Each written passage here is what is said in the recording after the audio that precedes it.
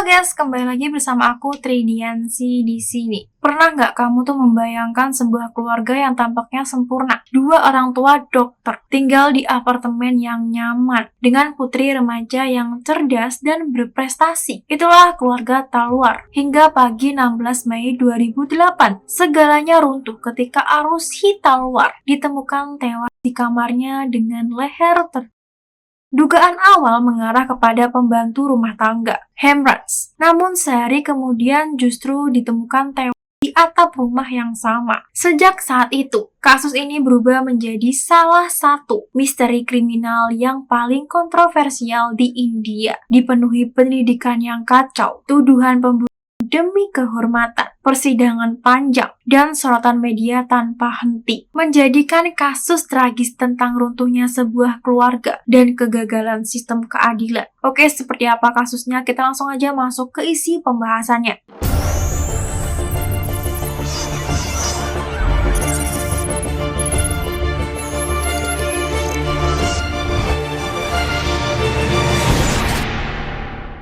Semuanya bermula pada malam Kamis, 15 Mei 2008, di apartemen keluarga Talwar yang terletak di kawasan Jalbazu Vihar, Noida. Malam itu tidak ada tanda-tanda kejanggalan apapun. Semuanya berjalan seperti hari-hari biasa. Arushi Talwar, gadis berusia 14 tahun yang dikenal cerdas dan pendiam, menghabiskan malam dengan makan bersama kedua orang tuanya, Dr. Rajesh Talwar dan Dr. Nupur Talwar, di ruang makan apartemen mereka. Setelah makan malam, Arushi berpamitan dan masuk ke kamar tidurnya sekitar pukul 21.30 waktu setempat untuk beristirahat. Karena keesokan harinya ia tuh harus bangun untuk bersekolah. Sementara itu, Hemraj Banjande, pembantu rumah tangga keluarga Talwar asal Nepal, masih berada di dalam apartemen. Beberapa saksi menyebutkan Hemraj terakhir kali terlihat sekitar pukul 22.30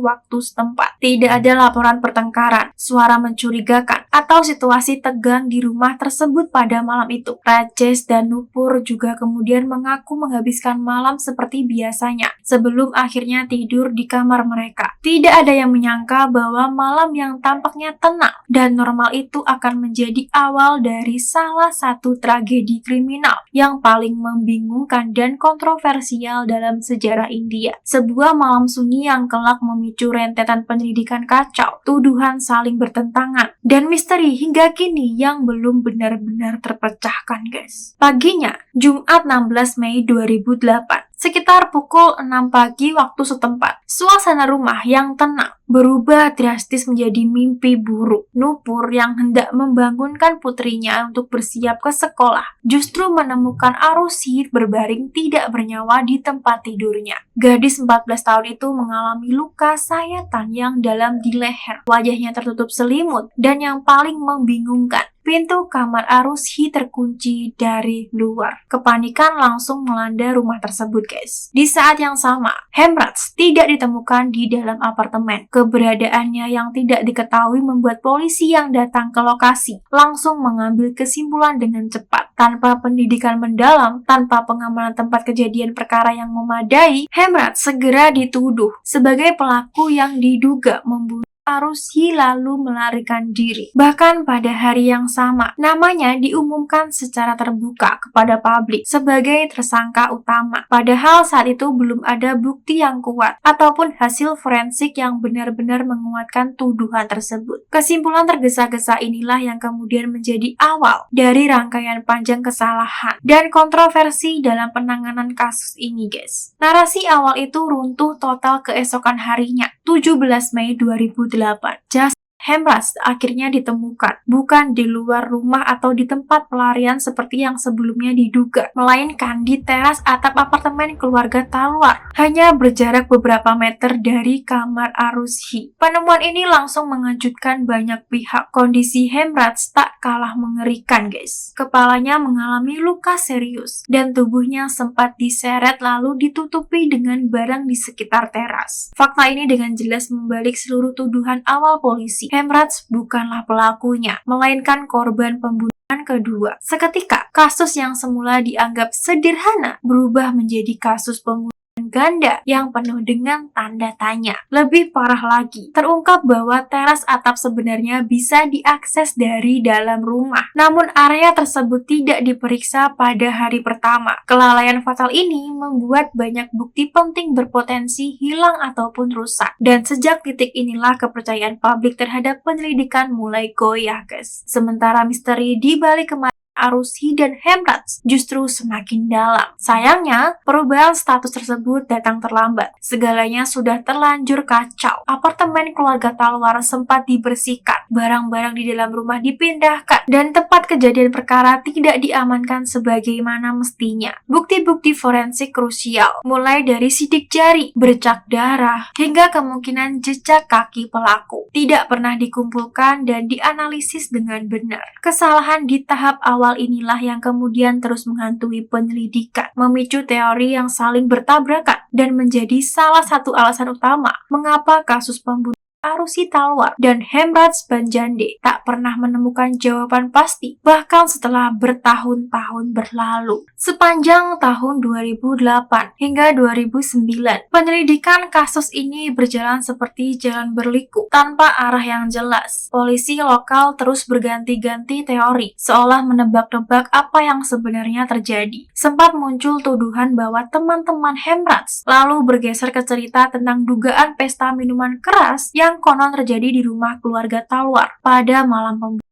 Teori-teori ini beredar luas, dibicarakan publik, dan ramai diterbitkan media. Meskipun tidak satupun didukung oleh bukti forensik yang kuat atau saksi yang dapat dipercaya. Alih-alih mendekatkan penyelidikan pada kebenaran, rentetan spekulasi ini justru memperkeruh keadaan. Setiap teori baru seolah menutup kemungkinan untuk menelusuri fakta secara objektif. Sementara kesalahan-kesalahan awal di tempat kejadian perkara terus membayangi proses hukum. Di mata publik, kasus ini perlahan berubah dari tragedi kemanusiaan menjadi tontonan penuh sensasi, di mana rumor dan asumsi seringkali lebih dominan daripada bukti yang nyata, guys. Pada Januari 2009, kasus ini akhirnya resmi diambil alih oleh CBI dengan harapan bisa menghadirkan penyelidikan yang lebih profesional. Di tahap awal, CBI justru sampai kepada kesimpulan yang cukup mengejutkan. Bukti yang tersedia tidak cukup kuat untuk menuntut siapapun. Kasus ini bahkan sempat diberi label seperti mystery killing, sebuah pengakuan bahwa penyelidikan menemui jalan buntu dan kebenaran sulit untuk ditemukan. Namun situasi ini tidak bertahan lama. Di tengah tekanan publik, sorotan media yang tak kunjung reda, serta dugaan tekanan politik, arah penyelidikan berubah drastis. CBI kemudian berbalik menuding orang tua Arusi sendiri, Rajesh dan Nupur Talwar. Mereka membangun teori bahwa pembunuhan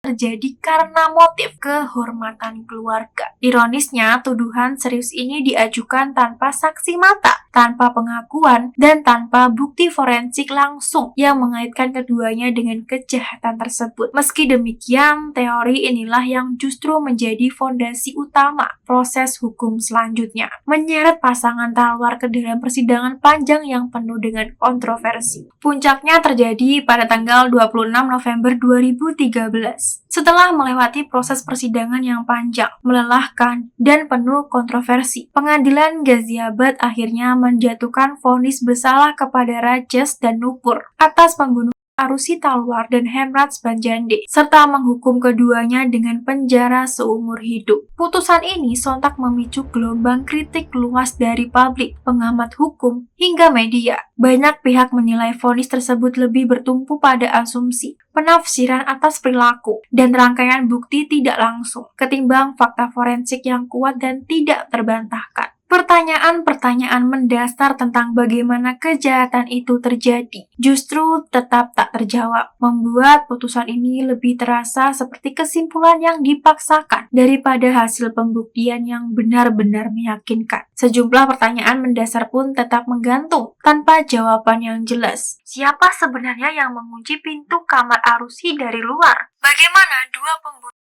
bisa terjadi tanpa terdengar suara apapun di rumah yang juga dihuni oleh kedua orang tuanya? Dan bagaimana pelaku meninggalkan lokasi tanpa meninggalkan jejak yang meyakinkan? alih-alih terjawab di ruang sidang. Pertanyaan-pertanyaan inilah yang justru memperkuat keraguan publik terhadap keputusan tersebut. Setelah hampir 4 tahun mendekam di penjara, Rajesh dan Nupur Talwar akhirnya mengajukan banding atas putusan tersebut. Titik balik datang pada tanggal 12 Oktober 2017.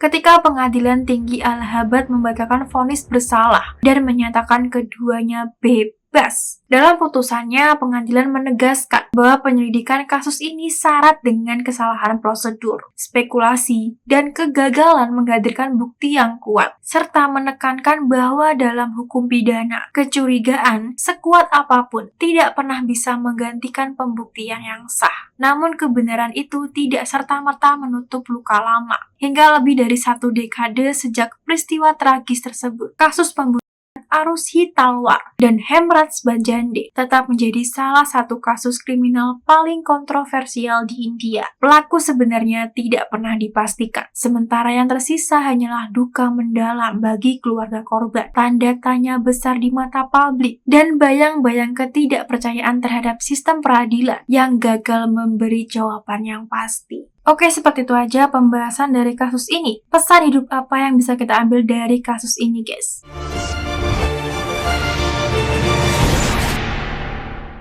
Dari tragedi pembunuhan Arushi Talwar dan Hemraj Banjande, kita diingatkan bahwa kebenaran dalam sebuah kasus besar seringkali tidak hadir secara sederhana. Ia berada di wilayah abu-abu, terbentuk dari potongan fakta yang rusak, penyelidikan yang tergesa, dan asumsi yang dibiarkan menggantikan bukti. Kasus ini menunjukkan bahwa sebuah tragedi tidak selalu berdiri di atas satu pelaku yang jelas, melainkan lahir dari rangkaian kelalaian, prasangka, dan keputusan yang salah sejak awal. Kisah ini juga memperlihatkan betapa kuatnya peran opini publik dan media dalam membentuk kebenaran sebelum hukum benar-benar bekerja. Dalam sorotan nasional, keluarga Talwar tidak hanya menghadapi proses hukum, tetapi juga penghakiman sosial tentang norma, tentang moral, kelas, dan kehidupan pribadi yang kerap lebih keras daripada vonis pengadilan. Dari sini kita belajar bahwa persepsi seringkali lebih cepat dipercaya dibandingkan fakta, dan stigma dapat melekat jauh lebih dalam daripada kesalahan itu sendiri. Lebih jauh, kasus Arushi Talwar mengajarkan bahwa sistem peradilan tidak selalu berjalan lurus menuju keadilan. Ia adalah ruang di mana bukti, tekanan publik, ego institusi, dan narasi saling bertabrakan. Ketika prosedur diabaikan dan keraguan tidak dihormati, keadilan bisa berubah menjadi penderitaan baru bagi mereka yang seharusnya dilindungi. Putusan bebas bertahun-tahun kemudian mungkin membebaskan tubuh, tetapi tidak serta-merta menyembuhkan luka yang telah mengakar. Kasus ini juga mengingatkan kita bahwa manusia,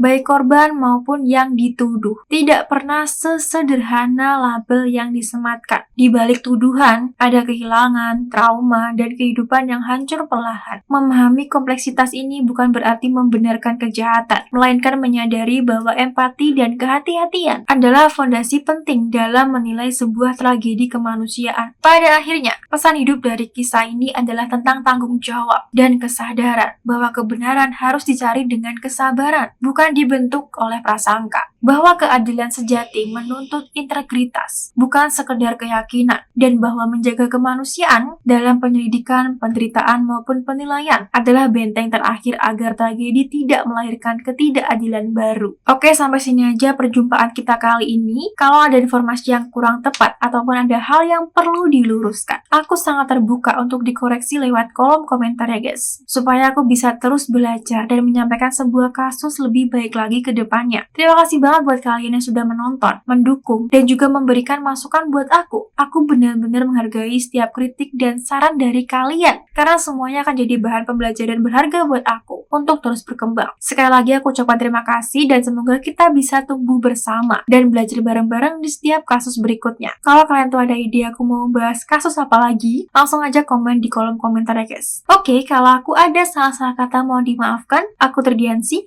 Bye-bye.